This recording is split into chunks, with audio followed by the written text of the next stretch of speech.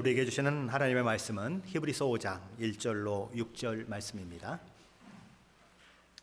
신약성경 357페이지 히브리서 5장 1절로 6절 말씀입니다.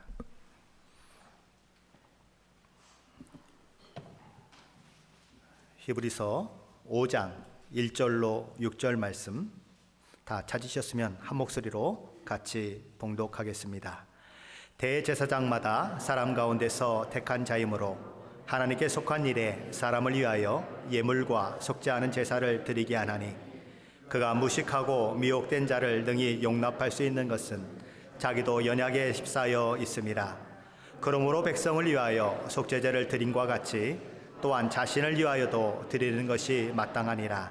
이 존귀는 아무도 스스로 취하지 못하고 오직 아론과 같이 하나님의 부르심을 받은 자라야 할 것이니라.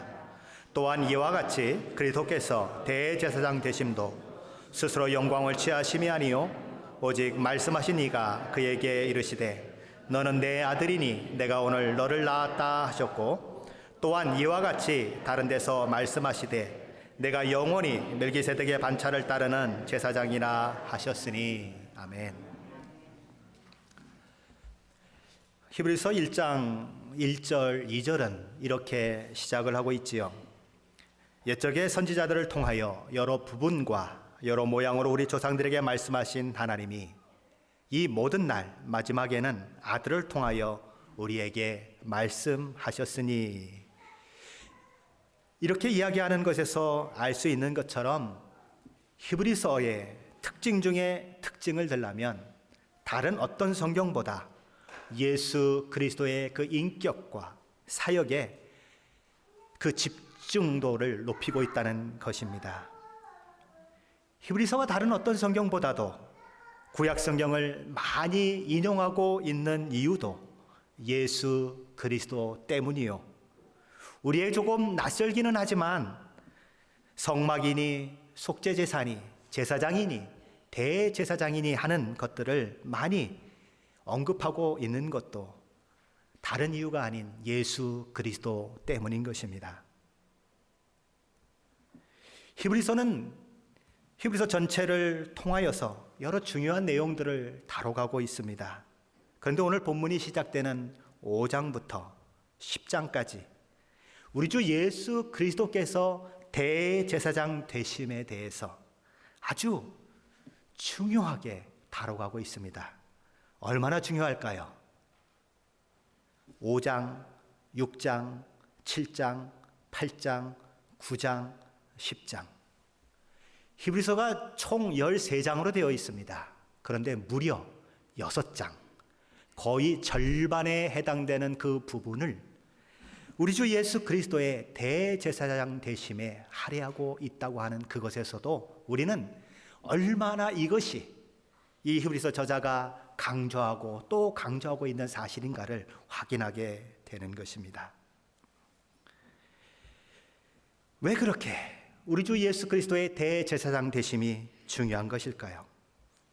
그것은 죄와 허물로 죽은 우리를 살려내사 하나님의 생명으로부터 끊어진 우리로 하여금 하나님과 생명의 교제를 다시 가능하게 만들 뿐만 아니라 하나님의 생명을 받아 누리는 자들로서 그렇게 살아갈 수 있는 은혜의 방편이 되는 것이 바로 예수 그리스도의 대제사장 되심이 되기 때문에 그런 것입니다.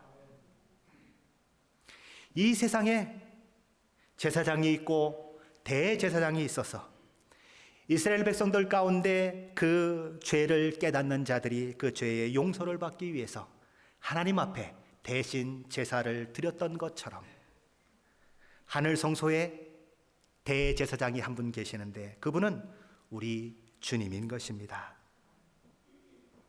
그래서 이 히브리서 저자는 5장부터 무려 10장까지 긴 내용을 이 부분에 할애하고 있는 것입니다. 물론 그렇다고 해서 이 대제사장 되심이 다른 장에는 나오지 않는다는 그런 이야기가 아닙니다. 우리 히브리서 2장 17절 말씀을 한번 찾아보십시다. 앞으로 가셔서 히브리서 2장 17절 말씀입니다. 같이 한번 찾아서 읽어보시겠습니다. 히브리서 2장 17절. 그러므로 그가 범사에 형제들과 같이 되심이 마땅하도다. 이는 하나님의 일에 자비하고 신실한 대제사장이 되어 백성의 죄를 속량하려 하심이라. 아멘. 자, 3장 1절 말씀 또 한번 봅니다. 그러므로 함께 하늘에 부르심을 받은 거룩한 형제들아, 우리가 믿는 도리의 사도이시며 대제사장이신 예수를 깊이 생각하라. 지난주 본문입니다. 우리 히브리서 4장 14절 15절 말씀 같이 봉독합니다. 히브리서 4장 14절 15절입니다. 그러므로 우리에게 큰 대제사장이 계시니 승천하시니 곧 하나님의 아들 예수시라. 우리가 믿는 도리를 굳게 잡을지어다. 우리에게 있는 대제사장은 우리의 연약함을 동정하지 못하실 리가 아니요 모든 일에 우리와 똑같이 시험을 받으시니로되 죄는 없으시니라. 이렇게 여러 장을 거쳐서 부분적으로 예수님의 대제사장 되심을 언급했었습니다. 그런데 오늘 본문 5장부터는 부분적으로 언급하는 것이 아니고 전체적으로 아주 집중적으로 예수님의 대제사장 되심을 소개하고 있다는 것입니다. 오늘 저희가 읽은 본문에서 히브리서 저자는 아론의 후손으로서 대제사장이 된 그 대제사장직에 대해서 5가지를 이렇게 소개하고 있습니다. 첫 번째 사항은 이 대제사장마다 사람 가운데서 택한 자라 하는 말입니다. 대제사장은 반드시 그가 인간이어야 한다는 것입니다. 천사는 사람을 대신해서 대제사장이 될 수 없습니다. 그는 인성을 취할 수도 없고 사람들이 당하는 시험을 겪거나 고통을 체험적으로 참여하지 못하기 때문에 대제사장이 될 수가 없습니다. 인간만이 인간을 대표해서 하나님께 나아가는 대제사장이 될 수 있습니다. 우리 주 예수 그리스도께서 성육신하사 인간이 되지 않으셨다면 우리를 위한 대제사장이 결코 되실 수 없었을 것입니다. 그리고 하나님의 그 공의의 심판을 받아서 십자가에 못 박혀 죽으시는 그 일도 일어나지 않았을 것입니다. 그러므로 하나님 앞에 대제사장으로 세워지려고 한다면 반드시 그 대표로 인간이 되어야 하고, 그래서 우리 주님께서는 이 땅에 성육신하신 하나님으로서 오시는 것입니다. 제사장이라고 하는 말이 라틴어로 폰티펙스라고 한답니다. 이 말은 교량을 세우는 자라고 하는 의미를 가지고 있습니다. 예수님께서 하나님과 사람 사이에 마치 큰 강이 흐르고 있는 것처럼, 그래서 하나님과 사람 사이의 그 간격이 너무 멀어서 도저히 가까이 할 수 없는 그 자리에 우리 인간이 있고, 또 하나님이 그 높은 곳에 계신데 그 높으신 하나님과 우리 인간을 교량으로 마치 다리를 놓아서 연결하는 것처럼, 그래서 인간으로 하여금 하나님께 나아가게 할 수 있는 그 사람이 바로 제사장이라는 것이지요. 그 역할을 누가 하고 계신가? 우리 주님이 하고 계신 것입니다. 히브리서 저자가 두 번째 언급하고 있는 것은 대제사장은 하나님께 속한 일을 한다고 하는 것입니다.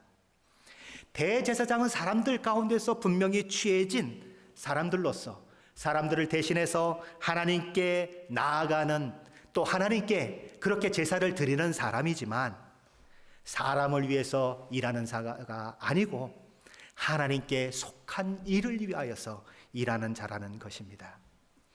구약 성경을 보면 사람은 하나님 앞에 직접적으로 나아가거나 개별적으로 나아갈 수 없었습니다. 사람들은 죄인이고 하나님께서는 거룩하시기 때문에 그럴 수가 없었던 것입니다. 창세기 3장에 가면 우리 조상 아담과 하와가 죄를 짓고, 그래서 하나님 앞에 이제 꾸중을 듣고 하나님께서 말씀하실 때에 생명나무에 대해서 이렇게 말씀을 하시는 말씀이 있습니다. 창세기 3장 24절 말씀입니다. 이같이 하나님이 그 사람을 쫓아내시고 에덴 동산 동쪽에 그룹들과 두루 도는 불칼을 두어 생명나무의 길을 지키게 하시니라. 아담과 하와는 범죄함으로써 하나님의 생명을 상징하고 하나님의 생명 주심을 상징하는 생명나무로부터 멀리 떨어져 있을 수밖에 없었습니다. 생명나무로부터 멀리 쫓아냄을 당했다고 하는 것이 죄를 범한 인간의 죄의 결과인 것입니다. 생명나무로부터 멀리 쫓겨졌다고 하는 것은 무엇을 의미합니까? 하나님의 생명에서부터 떠난 존재가 되었다. 이것을 상징적으로 보여주는 것입니다. 출애굽기에 가보면 거기서 이스라엘 백성들이 이제 하나님께 필요한 율법을 받게 되는데 모세가 그것을 위해서 시내산에 올라가는 그 장면이 나오는 것입니다. 출애굽기 19장 12절 말씀에 이런 말씀이 있지요. 너는 백성을 위하여 주위에 경계를 정하고 이르기를 너희는 삼가 산에 오르거나 그 경계를 침범하지 말지니 산을 침범하는 자는 반드시 죽임을 당할 것이라.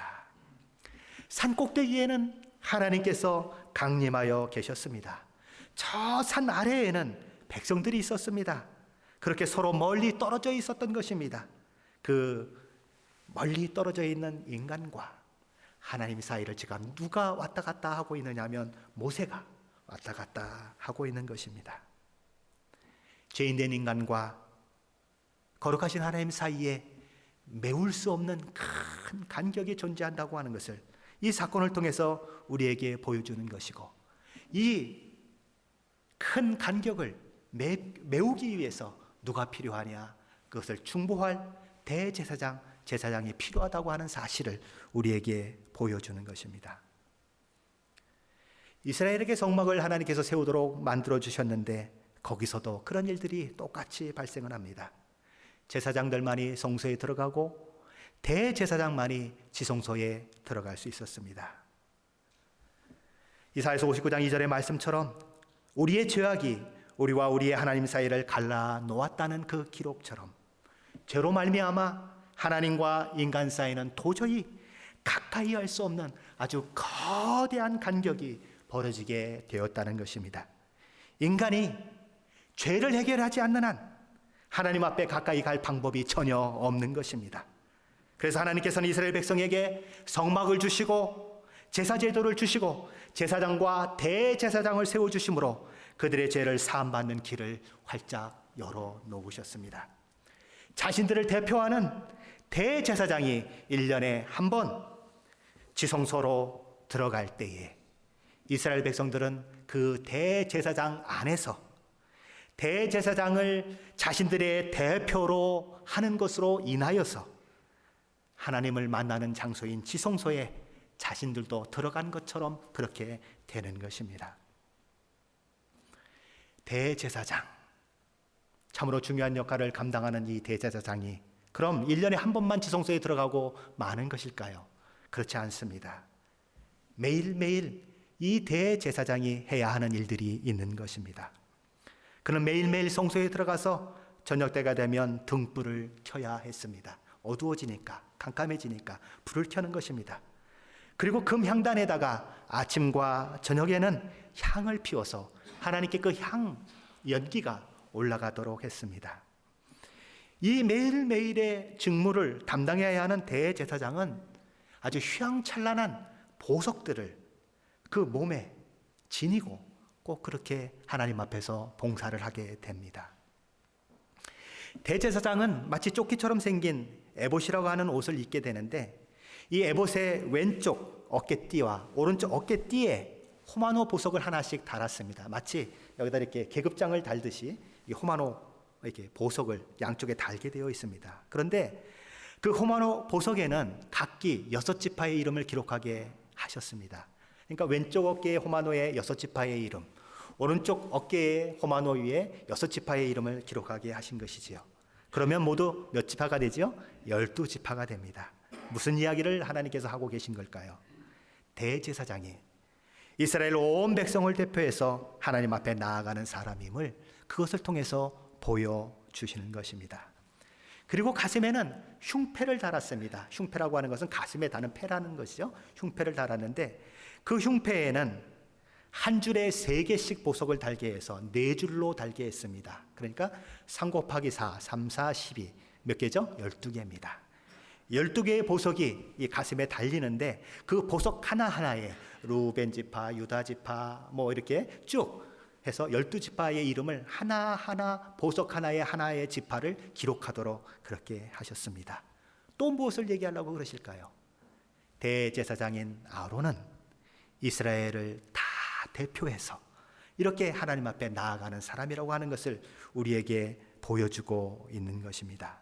그럼에도 불구하고 이 대제사장이 이렇게 인간을 대표하고 인간을 대표해서 하나님 앞에 나아감에도 불구하고 그는 인간에 속한 일을 하는 사람이 아니고 하나님께 속한 일을 하는 사람이다. 이 얘기를 오늘 히브리서 기자는 하고 있는 것입니다.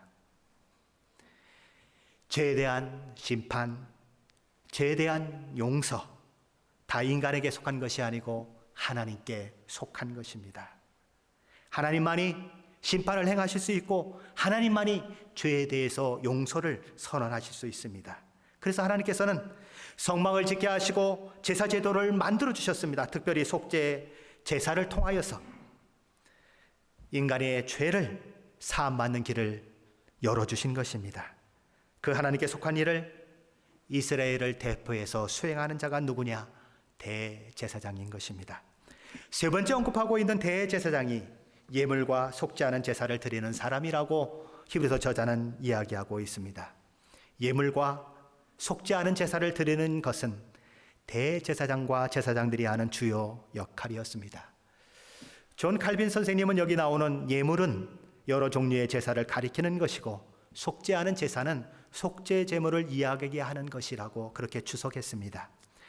제사장이 하나님과 인간 사이의 그 화평을 이루도록 하는 데 있어서 희생 제물은 있어도 되고 없어도 되는 것이 아니고 반드시 있어야 되는 것입니다. 속죄 제물을 드리러 오는 사람은 언제나 소나 양이나 염소나 아주 가난하면 비둘기 같은 것을 가지고 오게 되어 있습니다. 그것을 가지고 성소로 나아오는 것입니다. 그래서 그 속죄 제물을 가지고 와서 제사장 앞에 서게 되면 제사장은 그에게 이렇게 얘기하는 것입니다. 그 제물의 머리 위에 당신의 손을 얹어 놓으십시오. 그러면 이게 이렇게 머리라고 하면 여기에다가 이렇게 이제 손을 얹어 놓는 것입니다. 왜 그렇습니까? 그 사람의 지금까지 지었던 죄, 하나님 앞에 내가 죄인이라고 생각하며 하나님 앞에 지금 제사를 드리려고 왔는데 자기의 모든 죄를 손 얹어 그곳에 머리에 손 얹음으로 인하여서 누구에게 그것을 전가시킵니까? 그 짐승에게, 가축에게 전가시키는 것입니다. 그러면 그 전가시킨 그 짐승이 이제는 각을 떠지고 피를 흘리고 그래서 하나님 앞에 화제로 이렇게 드려지는 것입니다. 그렇게 되면 그 짐승에게 자기의 모든 죄를 전가시켰던 그 사람은 그 짐승이 대신 죽음으로 인해서 그의 모든 죄를 사함받게 되는 것이죠. 그것이 하나님께서 이스라엘에게 성막을 주시고 제사 제도를 주심으로 이스라엘 모든 사람들의 죄를 용서하시는 방법이었습니다. 히브리서 9장 22절 하반절은 이런 얘기를 합니다. 피 흘림이 없은즉 사함이 없느니라. 속죄 제물에 피 흘림이 없으면 죄 사함은 불가능한 것입니다. 예수께서 이 땅에 인간으로 오셔서 사역을 시작하실 때에 당시 선지자였던 세례 요한에게 가서 세례를 받으시려고 하셨습니다. 예수님이 자기 앞에 나오는 것을 보면서 세례 요한은 이렇게 외칩니다. 보라, 세상 죄를 지고 가는 하나님의 어린 양이로다. 보라, 세상 죄를 지고 가는 하나님의 어린 양이로다. 이 말씀을 들으면 저와 여러분의 생각 속에 퍼뜩 떠올라야 하는 생각이 있는 것입니다. 그 광경이 있어야 되는 것입니다. 무엇입니까? 사람의 손에 붙들려서 성전을 향해서 가고 있는 어린 양의 모습인 것입니다. 성전에 도착하면 사람의 손이 그 어린 양의 머리 위에 올려질 것입니다. 그러면 어린 양은 그 사람의 모든 죄를 다 그곳에 짊어지고 피 흘려 죽어 속죄 제물이 되어 하나님께 드려질 것입니다. 그것이 어린 양이지요. 그런데 우리 주님께서 바로 이런 성전에서 속죄 제물이 된 어린 양처럼 저와 여러분의 죄를 대신 지시고 십자가에서 죽으시는 것입니다. 그것을 바라보면서 세례 요한은 보라, 세상 죄를 지고 가는 하나님의 어린 양이로다라고 소리치고 있는 것입니다. 우리 주 예수 그리스도께서는 자신을 희생제물로 하나님께 드리셨습니다. 갈보리 언덕에서 우리 주 예수님은 우리의 죄를 대신하시고 우리를 죄로부터 구원해내시기 위해서 십자가에 달려 죽으셨습니다. 제사장이나 대제사장이 제물을 하나님 앞에 드렸던 것처럼 우리 주님에게도 제물이 필요했었는데 우리 주님은 자신의 몸을 하나님의 제물로 드렸습니다. 모든 믿는 자를 구원 얻는 자로 세우기 위하여서 대제사장으로서 친히 자신의 몸을 제물로 하나님께 드렸다는 것입니다. 이사야 선지자는 이 사실을 이렇게 예언하고 있습니다. 그가 자기 영혼의 수고한 것을 보고 만족하게 여길 것이라. 나의 의로운 종이 자기 지식으로 많은 사람을 의롭게 하며 또 그들의 죄악을 친히 담당하리로다. 여기 이렇게 되어 있습니다. 그들의 죄악을 친히 담당하리로다. 어디서 담당하십니까?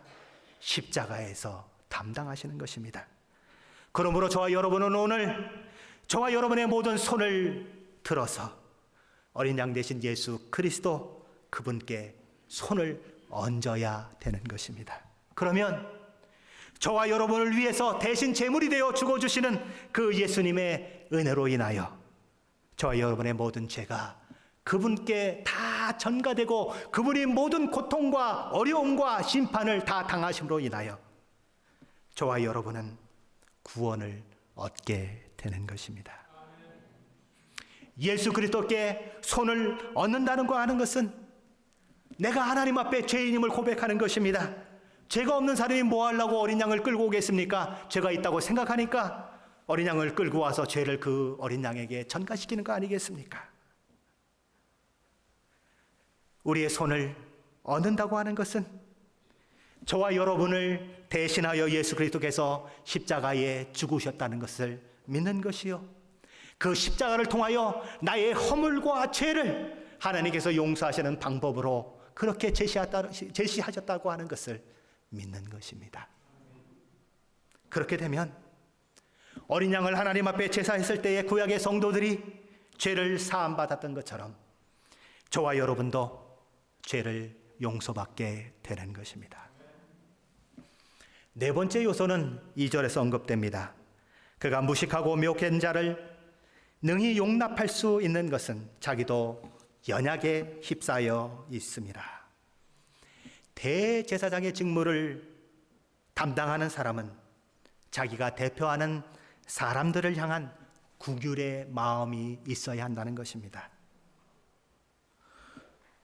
오늘 본문의 유대인 대제사장은 무식하고 미혹한 자를 능히 용납할 수 있는 자라고 기록하고 있습니다.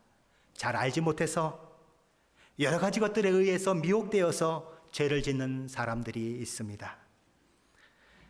아론과 같은 대제사장이 그런 자들을 용납할 수 있는 것은 대제사장이지만 역시 자신도 그런 사람들과 별반 다른 것이 없이 죄에 대해서 연약한 존재고 죄에 대해서 늘 넘어지는 존재고, 그래서 늘 하나님께서 원하시지 않는 열매들을 맺을 수밖에 없는 그런 연약함을 가진 사람이라고 하는 것을 알고 있기 때문에 그런 것입니다.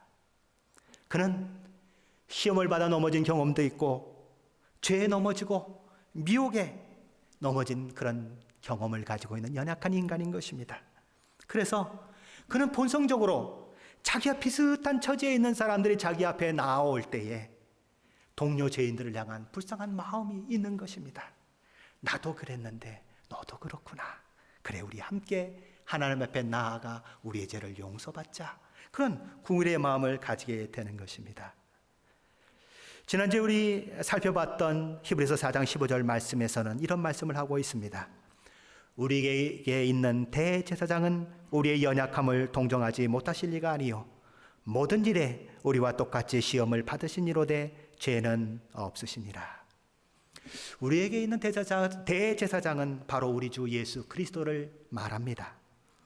하늘 성소의 대제사장이신 우리 주님께서는 우리의 연약함을 긍휼히 여기시는 분이십니다. 마치 이 땅의 대제사장이 자기와 같은 인간들을 궁휼히 여기듯이 우리 주님도 우리를 궁휼히 여기시는 것입니다. 그런데 우리 주님은 이 세상의 대제사장과 분명 다른 것이 있다고 성경은 기록하는 것입니다. 무엇이 다릅니까? 모든 일에 우리와 똑같이 시험을 받으시니로되 죄는 없으시니라. 세상의 대제사장은 자신이 죄인이요 연약한 자로서 동일한 모습을 가진 동료 죄인들을 궁휼히 여기는 데 반해 우리 주님께서는 죄는 없으신 분으로서 우리를 궁휼히 여기시는 분이라고 하는 것입니다. 우리 주님께서 죄가 없으신 분이다라는 이 말을 우리가 듣게 되면 우리 안에 이런 질문이 생깁니다. 우리 이런 의문이 생기는 것입니다. 어떤 의문이 생기냐 하면, 죄가 정말 하나도 없는 분이 우리 주님이시라면 우리같이 죄 많은 인생에 대해서 연민의 마음이나 사랑의 마음을 가질 수 있을까 하는 생각을 하게 되는 것입니다. 세상에서 완벽한 사람들이 있습니다. 그런데 그런 완벽한 사람들을 만나면 이렇게 정이 넘치고 사랑을 베풀어 주는 것이 아니고 얼마나 냉혹한지 모릅니다. 늘 지적만 하군요. 그런 모습을 봤던 우리이기 때문에 우리 주님이 죄가 없으시면 정말 나를 궁휼히 여길 수 있을까 이런 생각을 하게 되는 것이죠. 우리 주변에 혹시 완벽주의자들이 있으십니까? 완벽주의자와 같이 있는 것이 얼마나 힘든지 모릅니다. 너무너무 힘들어요. 완벽한 사람하고 있는 것이. 그런데 우리 주님은 완벽주의자가 아니고 완전하신 분이십니다. 거기다가 죄가 없으신 우리 주님께서는 우리를 위하여서 자원하여 십자가를 지신 분이십니다. 무슨 이야기입니까? 우리를 넉넉히 궁휼히 여길 수 있는 분이 우리 주님이시라는 것입니다. 우리 주님은 완전하십니다. 그러나 궁휼이 끝이 없으신 분이십니다. 그러므로 우리 주님은 모든 사람 속에서 여러 모양과 방식으로 드러나는 본질적인 악을 알고 계신 분이고 죄에 대해서 누구보다 깊고 예리한 통찰력을 가지고 계신 분임에도 불구하고 더욱 그러므로 인해서 더욱 우리를 궁휼히 여길 수 있는 분이신 것을 저와 여러분이 믿어야 되는 것입니다. 예수님께서 이스라엘에 성육신하셔서 오셨을 때에 어떤 일이 일어났는지 저와 여러분은 잘 기억하고 있을 것입니다.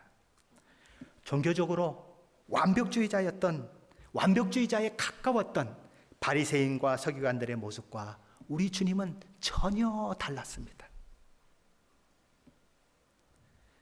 한 여인이 간음하는 현장에서 잡혀서 예수님 앞에 끌려 나옵니다. 예수님, 모세 율법에는 이런 자를 돌로 쳐서 죽이라고 했는데 어떻게 하면 좋겠습니까? 예수님이 땅에 그저 가십니다. 예수님, 저희 말을 못 들으셨습니까? 이런 여인을 돌로 치라고 했는데 어떻게 했으면 좋겠습니까? 또 묻습니다. 예수님이 서서히 고개를 들으시면서 너희 중에 죄 없는 자가 돌로 쳐라 그러십니다. 나이 드신 분들이 한 분 한 분 돌아갑니다. 아저씨, 아주머니도 한 분 한 분 돌아갑니다. 마지막에는 젊은 사람까지 다 돌아가지 않습니까? 예수님이 그 여인을 향해서 뭐라고 얘기하십니까? 나도 너를 정죄하지 아니하노니 다시는 죄를 짓지 마라 그러시지요. 예수님이 삭개오의 집에 들어갔을 때 사람들은 수군거렸습니다. 저가 죄인의 집에 들어갔다. 그렇게 수군거리는데 예수님은 삭개오를 사랑하시고 그를 구원으로 인도해 내셨습니다.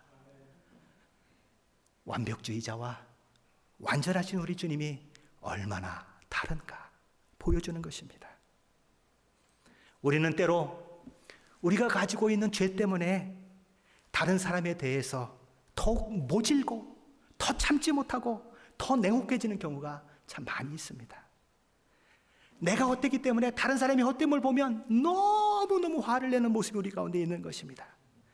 내가 교만하니까 다른 사람이 교만하면 견디지 못하는 것입니다. 그냥 손가락질하고 어떻게든지 그 사람을 꺾고 누르려고 하는 모습이 우리 가운데 있는 것입니다. 언젠가 인터넷에서 이런 이야기가 나왔습니다. 한 성직자가 있는데 동성애에 대해서 아주 그냥 도끼를 품으면서 그것을 비판했던 한 성직자가 있었습니다. 그거는 죄다, 그거는 나쁜 것이다, 막 거품을 물듯이 동성애를 막 비판했던 사람이 있습니다. 조금 있다가 다시 인터넷을 들어가 봤더니 세상에 그 사람이 동성애자랍니다. 얼마나 충격을 받았는지 모릅니다. 그것이 우리 인간이라는 것입니다. 죄 있는 인간이 죄인을 더 엄하게 취급하고, 죄 있는 인간이 죄인을 향하여 더 손가락질하고 더 모질게 하는 것이 우리의 모습이라는 것입니다. 그런데 우리 주님은 그렇지 않으십니다. 죄가 없으신 분이요, 완전하신 분이시요, 우리를 정말로 긍휼히 여기시는 분이 우리 주님이시라는 것입니다. 우리는 이 주님은 무한히 거룩하시고 우리를 가장 크고 무서운 그런 죄를 가지고 있는 악한 자로 보시지만, 그럼에도 불구하고 죄인된 우리를 향하여 자애로우시고 은혜로우신 분이 대제사장 되신 우리 주님이시라는 것입니다. 다섯 번째 히브리서 저자가 이야기하고 있는 것은 4절 말씀입니다. 대제사장의 이 존귀는 아무도 스스로 취하지 못하고 오직 아론과 같이 하나님의 부르심을 받은 자라야 할 것이니라. 여기 이 존귀는 할 때 이 존귀는 이 직무는이라고도 번역이 될 수 있는 말입니다. 그러니까 이렇게 되는 거죠. 이 대제사장의 직무는 아무도 스스로 취하지 못하고 오직 아론과 같이 하나님의 부르심을 받은 자라야 할 것이니라. 이렇게 되는 것입니다. 지존하신 하나님께 나아가 인간의 죄를 대속하는 그 일을 감당해야 되는 대제사장의 그 직분은 정말 특별한 직분이고 굉장히 은혜스럽고 귀한 직분인 것입니다. 그런데 이 대제사장은 아무나 될 수 없는 것입니다. 누구만 될 수 있느냐 하면 하나님께서 지정하신 자만, 하나님께서 허락하신 자만 대제사장이 될 수 있는 것입니다. 왜요? 죄를 용서하시는 분도 하나님이시요, 심판을 행하시는 분도 하나님이시요, 죄의 방법을 우리 가운데 가르쳐 주신 분도 하나님이시기 때문에 우리의 모든 죄를 하나님 앞에 가지고 나아가는 그 제사장도 하나님의 마음에 맞는 사람이 세워져야 하는 것입니다. 자, 이제 오늘 5절 6절 말씀입니다. 또한 이와 같이 그리스도께서 대제사장 되심도 스스로 영광을 취하심이 아니요 오직 말씀하신 이가 그에게 이르시되 너는 내 아들이니 내가 오늘 너를 낳았다 하셨고, 또한 이와 같이 다른 데서 말씀하시되 내가 영원히 멜기세덱의 반차를 따르는 제사장이라 하셨으니. 오늘 히브리서 저자는 5가지 대제사장의 그 사항에 대해서 이야기를 다 마쳤습니다. 이 5가지 조건을 다 이야기한 이후에 이 히브리서 저자는 지금 이제 예수님에게 화제를 옮겨가고 있습니다. 지금까지 1번, 2번, 3번, 4번, 5번 이렇게 대제사장은 어떤 사람이다 어떤 사람이다 이렇게 쭉 전개해왔던 이 히브리서 저자는 이제는 예수님에 대해서는 거꾸로 갑니다. 뭐부터 합니까? 5번부터 합니다. 5번, 4번, 3번, 2번, 1번 이 순서대로 예수님에 대해서 증거해가고 있습니다. 그러니 첫 번째가 뭐가 됩니까? 5번째로 언급됐던 대제사장은 하나님이 임명하시는 분이라고 하는 그것으로 예수 그리스도의 대제사장 되심을 이야기하고 있는 것입니다. 우리 주님은 하나님께서 임명하신 합당한 대제사장이다. 왜 그러냐? 히브리서 저자는 2가지 이유를 우리에게 말하는 것입니다. 우리 주님이 하나님의 아들이기 때문에, 멜기세덱의 반차를 따르는 제사장이기 때문에 하나님께서 세우신 예수 그리스도는 합당한 대제사장이다. 이렇게 얘기하는 것입니다. 이 부분에 대해서는 다음 주 설교 때 다시 한번 자세히 나눌 것입니다. 우리가 무엇을 근거로 우리는 우리 주 예수 그리스도의 십자가의 죽음이 우리 죄를 속하는 죽음이라고 말할 수 있습니까? 그것을 믿을 수 있습니까? 하나님께서 우리 주 예수 그리스도를 이 일에 대제사장으로 임명하시고 거룩한 대제사장의 직무를 수행하도록 하셨습니다. 대제사장 되신 우리 주님께서는 친히 어린 양의 제물이 되사 우리를 대신해 우리 죄를 사시기 위해서 십자가에 죽으심으로 우리를 죄에서 구원하는 구원의 길을 열어 놓으셨습니다. 여러분은 자신이 죄인인 줄을 알며 이 예수 그리스도를 통해 죄를 용서받지 않는다면 저로 말미암아 영원히 멸망받아야 할 자임을 인정하십니까? 우리 주 예수 그리스도의 그 구속의 사역이 없다면 우리 주 예수 그리스도께서 저와 여러분의 죄를 속하는 일을 위해 하나님 앞에 나아가는 대제사장이 되어주시지 않는다면 우리의 모든 죄가 여전히 우리 가운데 있음으로 인하여 하나님 앞에 나아갈 수 없는 존재임을 인정하십니까? 우리 주 예수 그리스도께서 속죄제물로 드려진 어린 양과 같이 친히 저와 여러분의 죄를 대신 지고 죽으셨음을 믿으십니까? 여러분이 이 질문에 예라고 답할 수 있다면 여러분은 오늘 구원에 참여한 자가 되는 것입니다. 예수를 믿는 자요, 예수 그리스도의 그 은혜로 하나님의 자녀가 되는 권세를 누리는 자가 되는 것입니다. 저와 여러분이 아멘으로 고백하셨다면 이제는 예수 그리스도께서 십자가에 흘리신 피로 저와 여러분의 모든 죄를 용서하셨을 뿐만 아니라 값주고 사신 바가 되었으니 여러분을 저를 구원해 내셨으니 이제부터 주님이 나의 주인이십니다. 나는 이제 주님의 뜻을 따라 살겠습니다. 그 고백이 오늘 저와 여러분 가운데 있어야 되는 것입니다. 우리 주님은 어떤 분이십니까? 보라, 세상 죄를 지고 가는, 아니 저와 여러분의 죄를 지고 가는 하나님의 어린 양이십니다. 이 주님께서 십자가에서 이루신 저와 여러분을 향한 그 구원의 복된 복음을 오늘 마음속에 받아들이시기를 바랍니다.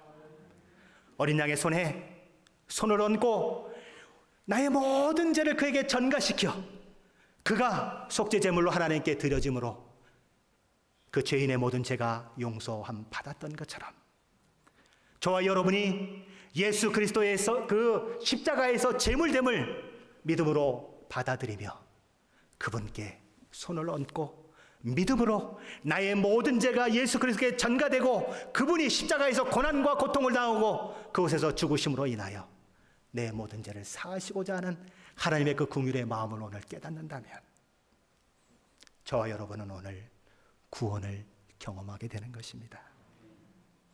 이 구원의 자리로 오늘 나아가십시오. 이 구원의 초청에 아멘으로 응답하시고 오늘 구원의 복과 은혜를 누리시는 우리 모두가 되시기를 예수 그리스도 이름으로 간절히 축원합니다. 기도하시겠습니다.